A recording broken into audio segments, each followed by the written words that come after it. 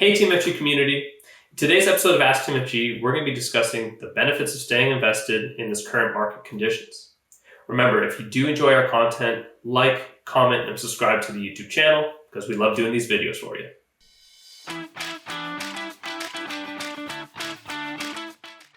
In today's episode of Ask TMFG, we're going to be discussing the benefits of staying invested during these current market conditions. Now, we understand that it can get pretty scary, obviously, with the way the markets have been reacting, but there is a benefit there to the disciplined investors in staying invested. So let's hand it over to Carlo, and he can get us started.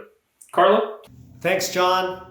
September 26th today, last business day of the year was September 23rd. And at that point, the major market indices were down year to date, 12.9% on the Canadian market, the S&P TSX Composite, 22.5% down on the S&P 500, which is the US market, and then down 27.7% on the MSCI EAFE, which is Europe, Australasia, Far East, the developed markets of the international market. So those are some fairly significant drops in the market. But what do we know about what's happening in the world that's contributing to the volatility?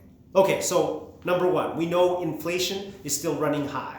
In Canada, with all the interest rate hikes, it's down to 7%, but still up at a fairly high level. And in the US, it's at 8.3%. And this is all as of August 31st.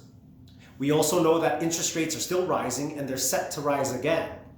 What have we seen in the interest rate environment since the beginning of the year? Well, in Canada, the Bank of Canada has increased rates 1,200%, and the Fed in the US has increased their rate 550%. Last thing we know about what's happening in the world is slowing economies can result in recessionary periods. And you're hearing a lot about that in the news or in the media, wherever you consume your news. So all of that said, rising rates nor high inflation necessarily guarantee a falling market. These economic events aren't positively correlated with market direction. And we've seen this over the last 96 years on the S&P 500. There have been numerous expansions and contractions, and the markets have reacted during those periods. However, there is no pattern as to how they perform. What we know is that the uncertainty of what's happening in the world is causing these wild swings in the market. Well, those are uncertain. What can we be certain of? Well, number one, we know that central banks around the world are increasing rates to a specific level that they believe will have their desired effect on inflation. And when they hit that level, interest rate increases will stop. We also know that a slowdown in spending causes a reduction in prices. Thus, it should help lower inflation. Another thing we're certain of, we have been through much deeper drops in the market than what we're currently seeing today. Think about 1987 in October, Black Monday, or the global financial crisis in 2008. Still, the market went through those bigger drops and have reached new highs since then. Last certainty we know is that if you sell any of your investments at a loss, then you guarantee that loss and you can no longer participate in the gains. Now, I know you're all optimistic like me, and at some point in the future, the market will recover from this drop, and it's going to test and see new highs. We just need to stay invested to capture the recovery when it happens.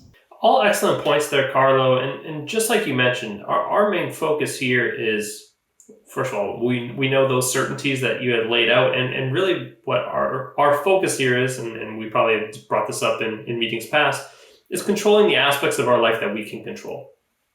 So unfortunately, as much as we'd like them to be a part of our control, the markets are just not in that realm. What we can do is we focus on your financial plan, we focus on your savings, we focus on expense control. And those three things right there is what's going to lead to success, and focusing on those items and weathering the storm, so to speak, when it comes in terms of the markets, is what's really going to lead to success in the long run. Like you mentioned, this is a normal part of the cycle, business cycle. We've seen this before. I hate to be the bearer of bad news. We're going to see this again. Who knows how far into the future again.